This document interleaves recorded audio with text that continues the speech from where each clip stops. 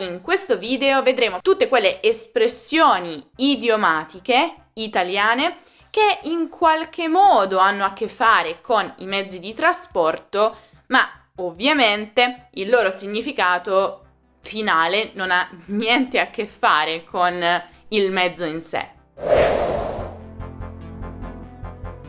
Ciao a tutti e bentornati sull'Ernamo. Tutti noi, più o meno frequentemente, utilizziamo i mezzi di trasporto, no? Ebbene, lo sapevate che i mezzi di trasporto, in italiano, possono anche essere utilizzati nella lingua? Siete curiosi? Bene, restate là. Perdere l'ultimo treno. Beh, immaginate di essere fuori casa, immaginate di arrivare in stazione un po' tardi nella sera e immaginate che proprio l'ultimo treno della giornata sia appena passato. Non una bella sensazione, lo so. Infatti, perdere l'ultimo treno significa proprio lasciarsi sfuggire l'ultima occasione, proprio come l'ultimo treno della giornata. Già. Che fare poi? Si vedrà.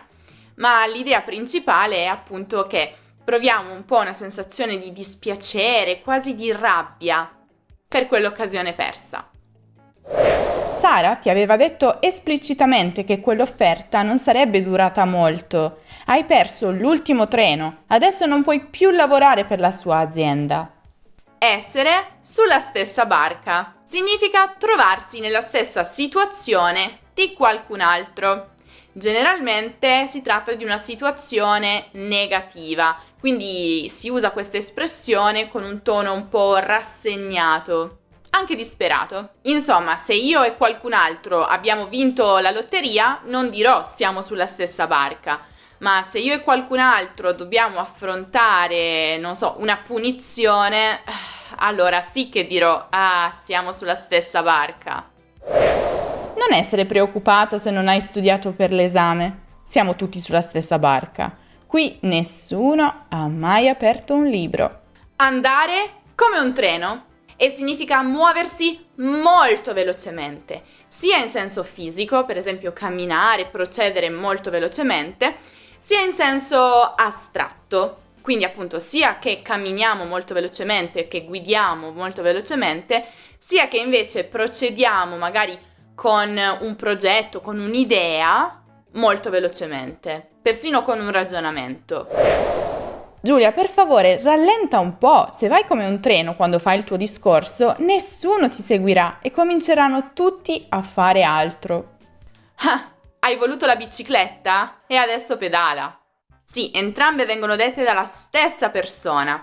La prima è una domanda chiaramente retorica e la seconda è un po' un imperativo, come una esclamazione. Indirizziamo questa espressione a qualcuno che ha desiderato a lungo qualcosa, ma dopo aver ottenuto quella cosa se ne lamenta un po' o sembra non esserne soddisfatto. E la si usa per indicare proprio a quella persona che deve prendersi le responsabilità di ciò che ha voluto. In che senso non vuoi fare le pulizie? Cara, hai scelto tu di vivere da sola. Hai voluto la bicicletta e adesso pedala. Il treno passa una sola volta. Questa espressione indica che ci sono alcune occasioni nella vita che sono estremamente rare e che per questo dobbiamo approfittarne quando ci si presentano davanti, perché non si sa quando potrebbero tornare. Non perdere l'occasione di questo lavoro importante solo perché è all'estero. Il treno passa una sola volta nella vita. Attaccarsi al tram. Principalmente il significato di questa espressione è arrangiarsi, cioè provare a risolvere la situazione con i mezzi a propria disposizione, senza aiuti esterni.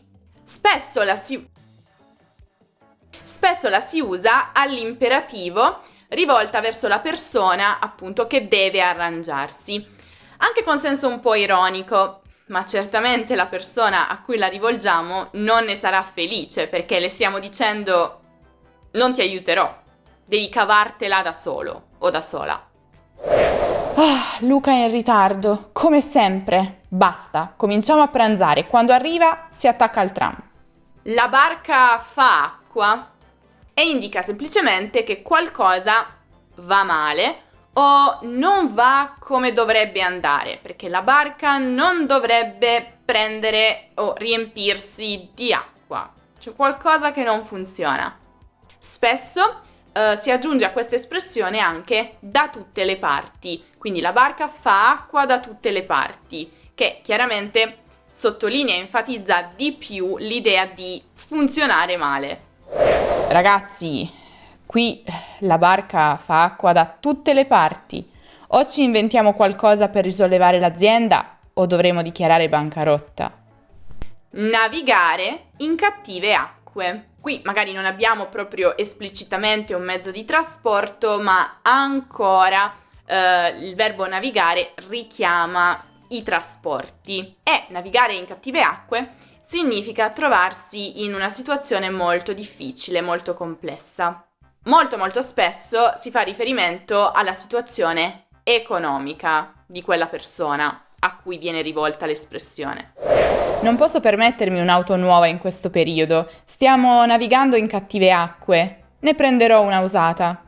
Fare marcia indietro. Anche qui non abbiamo esplicitamente un mezzo di trasporto, ma tutti sapete cos'è una marcia, no? È quella che si cambia in una macchina con cambio manuale.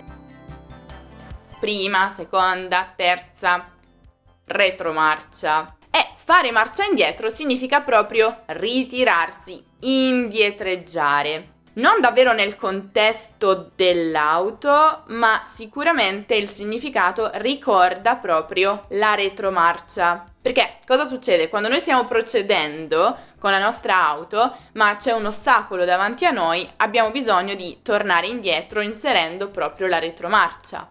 Però, appunto, come dicevo prima, fare marcia indietro non si usa con la macchina, ma si usa in situazioni in cui, per esempio, qualcuno viene meno a una promessa fatta, quindi si ritira dalla promessa che aveva fatto, non la mantiene.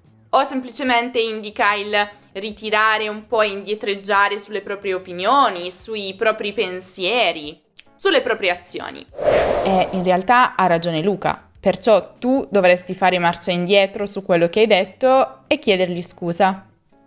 Una barca di qualcosa. E significa semplicemente una grandissima quantità. Esattamente come una marea di, un sacco di, un botto di. Sono tutti sinonimi. Adesso è ricchissimo. Ha ereditato una barca di soldi da suo nonno. Vuoi migliorare il tuo italiano con l'aiuto di insegnanti madrelingua? Prova Italiano Intensivo, il nostro corso di lingua italiana ideato per permetterti di esercitarti e studiare online con i nostri professori qualificati. Le lezioni sono individuali e fatte su misura per te. In più ti offriamo la massima comodità possibile. L'orario e il giorno delle lezioni lo scegli tu. Scopri di più. Clicca sul link che trovi in descrizione e inizia a studiare con i nostri insegnanti. Bene, questo era tutto per questo video, spero che abbiate imparato qualcosa di nuovo, conoscevate tutte queste espressioni, ma soprattutto esistono così identiche anche nella vostra lingua, cioè si possono tradurre letteralmente nella vostra lingua? Fatemelo sapere nei commenti. Se invece volete approfondire il vocabolario dei mezzi di trasporto in italiano, che apparentemente è una cosa insignificante, ma quando si viaggia o quando si parla di viaggi in realtà è molto importante, allora vi consiglio di guardare il video dedicato proprio a quell'argomento, che trovate come sempre qui in alto nella card o giù nella descrizione. Sono sicura che imparerete tante nuove parole. Se invece cercate un qualsiasi altro argomento di grammatica o di cultura italiana, potete passare dal nostro sito lernamo.com e non dimenticate di seguire Lernamo anche su Instagram, su Facebook, su Twitter, su Pinterest, su TikTok e su Telegram per tutti gli altri contenuti.